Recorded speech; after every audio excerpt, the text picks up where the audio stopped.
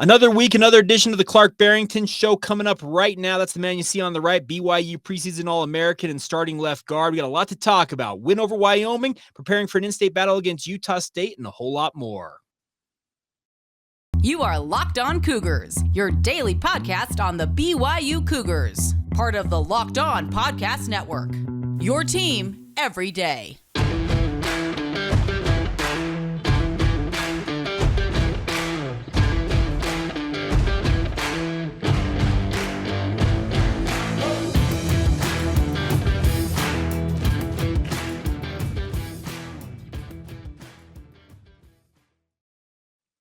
What's up, everybody? I'm Jake Hatch, your host here on Locked On Cougars, your resident BYU insider. Thank you for making Locked On Cougars your first listen of the day. I want to let you guys know that today's title sponsor is our friends over at Upside. Download the free Upside app and use the promo code LOCKED, that's LOCKED, to get $5 or more cash back on your first purchase of $10 or more. We'll tell you a little bit more about them later on in today's show. But excited, as always, here on a Tuesday to welcome in Clark Barrington, BYU offensive lineman. Clark, thank you for making some time, as always. How are you? Good. How are you doing? Doing well. Okay, I want to start here this week. The Wyoming game obviously bounced back with a victory. How important is that for you guys as football players? I want to get kind of your personal take and I guess what you think for the team. How important is that if you lose a game like you did in Oregon to get right back and right the ship and win a game the very next week? Yeah, I think it is super important. It was kind of a gut check, that Oregon week, and we needed to prove to ourselves, that we are, who we think we are. And so being able to go in last week and get the win was a good thing. Now, obviously that Wyoming game, it started off in, let me see if your idea of this matches up with what I thought. I thought in the first half, Wyoming came out very intent on controlling the clock, and they did that. They controlled the ball for 18 minutes. But in the second half, you guys flipped it on its head, and it actually ended up winning the time of possession battle by about 20 seconds. It wasn't anything outstanding, but for you guys to flip it on its head like that in the second half is pretty impressive. Was that something that you noticed in the game? We did notice that, in the first half, we didn't get to touch the ball as much as we like to, or for as long as we like to. And we made good adjustments, going into half, and we were able to execute when we came back out. So it was good. Now, I've talked with Coach Roderick enough, and he's mentioned a couple of times in games where you guys don't get what he calls requisite amount of touches or requisite amounts of possessions. Do you guys have like a benchmark of possessions that you look to get each game, or do the coaches even mention anything like that to you? I don't know. I'm sure the coaches do, but it's not really talked about, I guess. The thing that's really talked about is that we're trying to score every time we touch the ball, and so that's kind of our main focus, is trying to go down there and get points on the board, every time we do have that ball. So now, with a guy like Jaren Hall slinging the ball like he is right now, he's up over 1,100 yards already. He's the numbers he's putting up right now are absolutely astounding. And I want to get your perspective. You're a guy you're tasked with protecting him and making sure that he's upright. He doesn't get his jersey dirty as much as you possibly can afford it. Right. But what are you seeing from him right now? I know you're not necessarily looking back at him and being like, "Ooh, that's a pretty pass," but what are you seeing from him from your perspective, playing right in front of him? No, yeah, for sure. He's doing a great job. He's a great athlete. He can do things with his feet, and he can also chuck the ball around. And so I think, having that dual threat, just makes him even better. And seeing him throw the ball around to our receivers and throwing deep balls and whatever, it's always fun to be able to run 50 yards downfield and celebrate a little bit and then get ready for the next play. So it's always a good time when you see one of the deep bombs get dropped. So you don't have to lie, Clark. Sprinting 50 yards for a 300-pounder cannot be that fun. No, it's more of a slow jog. Because you don't have to go block. You can just go celebrate, right? Yep. Okay, well, I actually brings up an interesting thought in my mind, because I've watched the NFL Combine most of my life, and I'm sure you have as well. I think it's absolutely hilarious that they make offensive and defensive linemen, dudes that rarely, and you can speak directly to this, they will rarely sprint 40 yards at any point in their football playing career, the rest of their career in the NFL. Obviously, there's been a bigger emphasis on the 10 and 20-yard splits because those are more accurate assessments. But have you ever in your life had to sprint 40 yards, like for a play? No, I don't think so. No. It's one of those funny things that I sit there and I'm like, why are they having these guys run 40 yards? Why don't you just have them run, like make it like a 25-yard sprint, get the 10 and the 20-yard split and then deal with it. But you know what? What do we know, right? Exactly. Now, I also wanted to ask you in terms of how you guys go about your in-season, just keeping your bodies right, because this is a short week and we're going to get to some Utah State stuff here in just a little bit, but making sure that on a short week, you turn around and make sure your body's ready to go because you have 2 less days to get ready for this game on a Thursday night. How critical was the finishing up Saturday night, finishing that game? How critical is it to immediately essentially start rehabbing almost the minutes after that game? Yeah, no, it's super important, super essential. Just like you said, the time we have for this game and preparation, it's cut almost in half. So, it's kind of crazy how fast this turnaround is, and so it's important that we're doing everything we can mentally and physically to prepare for the game, with rehab and all that stuff. So. Well, you talk about the physical and also the mental part of it. I want to ask you about the physical part. For you as an offensive lineman, what does rehab consist of?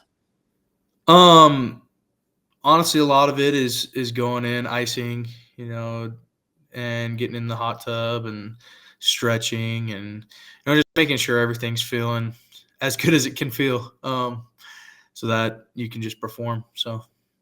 Okay, and on the mental side of it, what does that entail? Because that's an interesting element to this. I know a lot of people talk about preparing mentally to get ready for a game, and when you and I have discussed that, like what you do to be before a game. But in terms of like rehabbing mentally, what do you have to do on that front?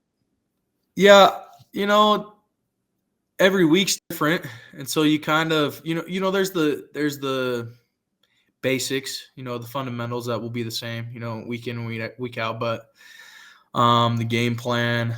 The defensive plays you're going against, the schemes you're going against, all of that type of stuff it's changed. It changes. And so, getting the old rules out of your head, getting the new rules into your head and being able to execute those when it comes time. So.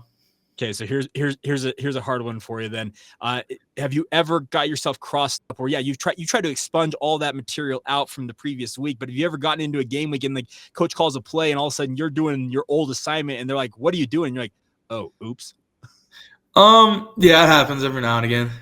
I think sometimes we talk about it up front and discuss it and make real quick and make sure we're all on the same page if we do get confused, and that helps a lot. So.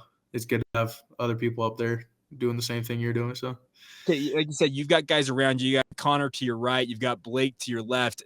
Is there a way? And this may sound weird because is there a way if you forget something, like a check or something like that, like right before a play snap, is there a way for you to relay that you don't know what you need and they can get you that information quickly? Is there a way to do that?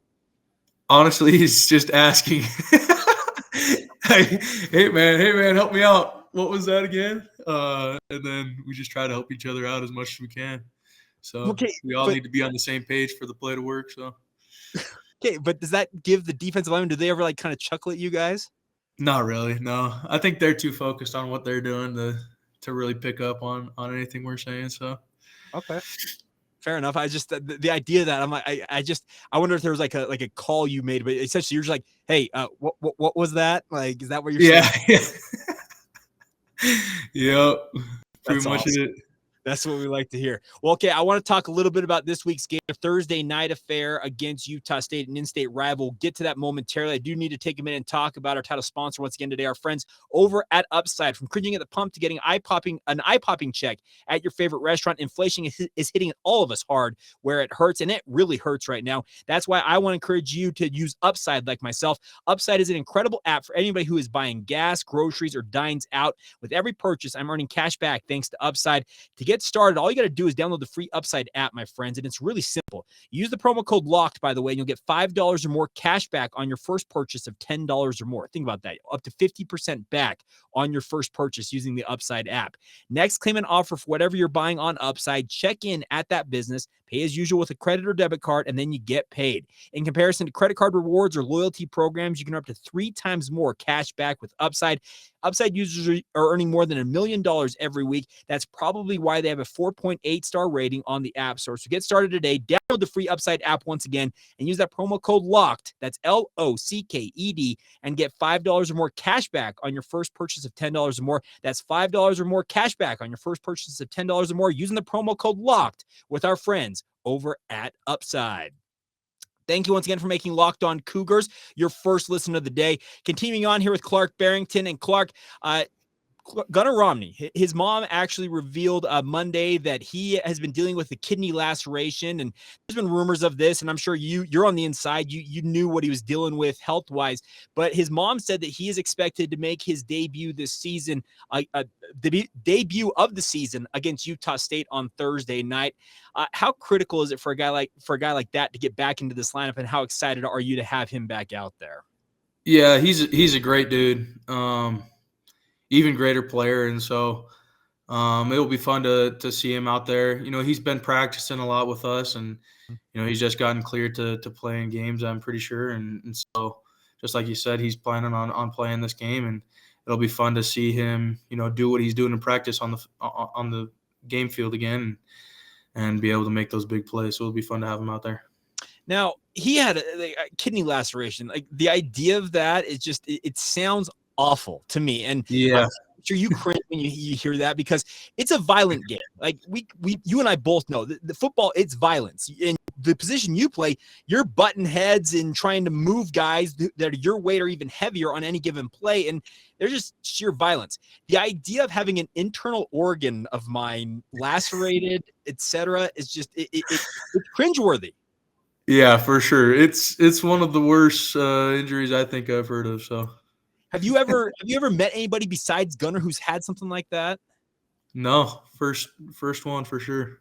Yeah, because the only one I could think of was when I heard the news was Andrew Luck. You know, the Indianapolis Colts quarterback who's now retired. He had a lacerated kidney that he did not know about until something like 24 hours later, when he started urinating blood. That's when they found out that he had taken a hit apparently in a game that lacerated it. And there's legendary stories about Andrew Luck, and I want to talk to you about tough guys here in a minute. Actually, that's a great question I want to ask you about, but he's a legendarily tough player because he actually, I don't know if you know much about his backstory. When he was at Stanford, he would go running in a play and just hurtle himself into a guy, and Coach David Shaw, who's the head coach at Stanford, like, "What are you doing? You're our starting quarterback." And he's like, "Coach, I can't get in the right frame of mind to play football until I take a hit."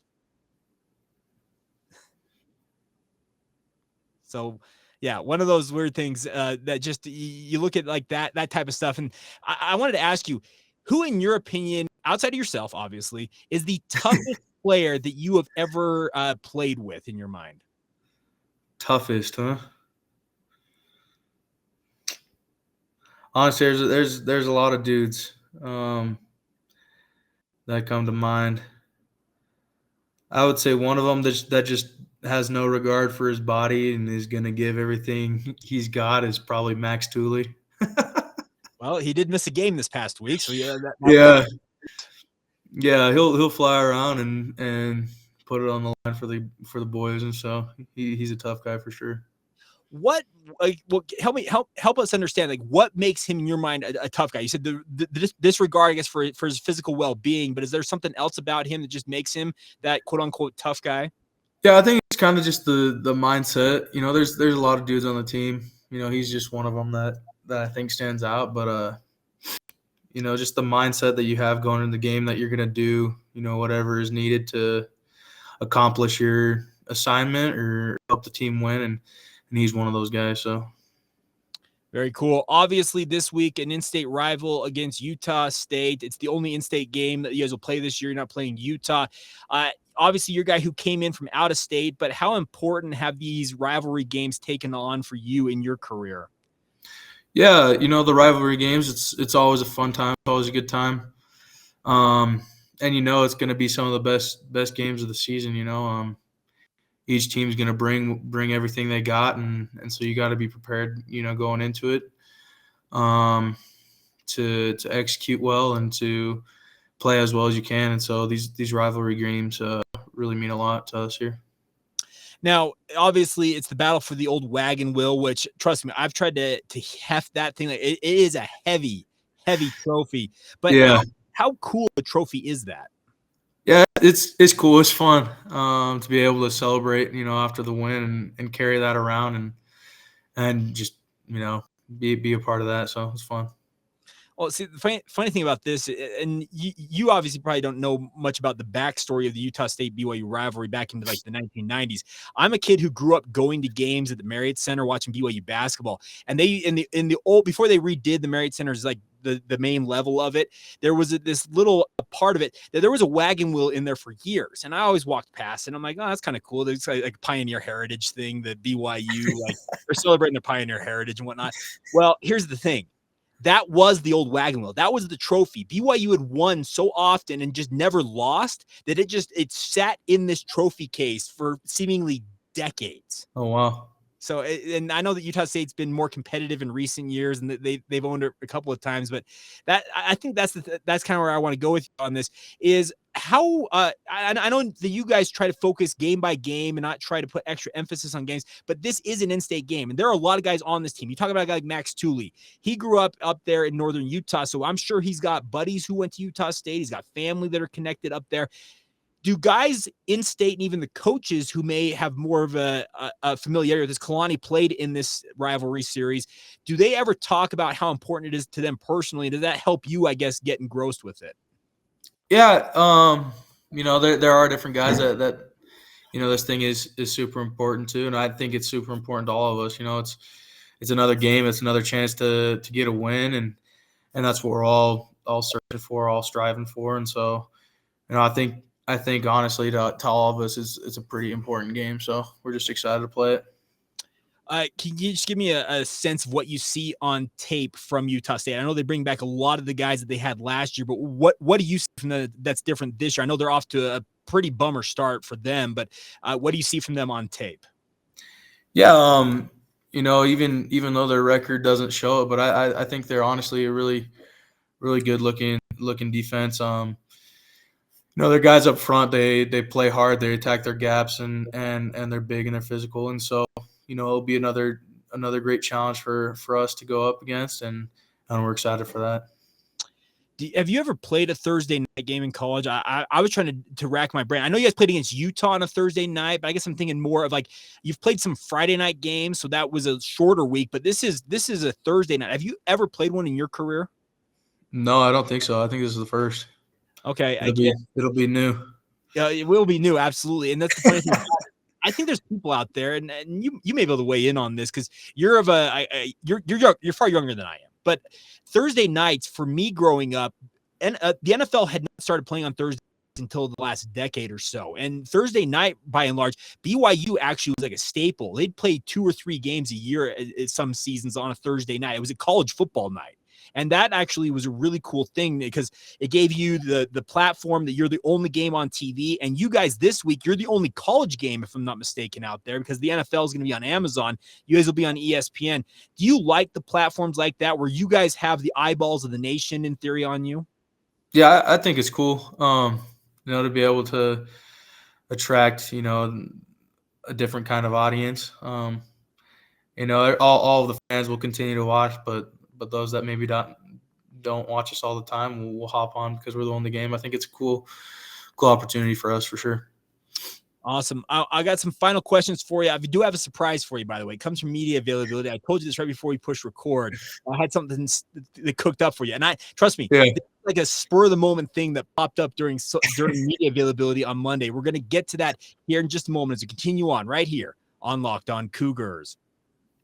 All right, before we go here on this edition of the Clark Barrington Show with Clark, obviously opposite me virtually there. If you're listening to this on the regular podcast, you can see it in video. You can go to youtube.com, just type in Locked On Cougars Podcast, and it's really simple to find. Appreciate all of you subscribing, following, rating, reviewing, commenting, all that fun stuff. It's a lot of fun. But Clark, I want to talk to you for a minute. We'll get to some more of the non-serious stuff as we round out things here in just a minute. But I want to talk to you about Miles Davis. I think BYU fans are ecstatic that he had a breakout performance this past week. I'm sure you are as well.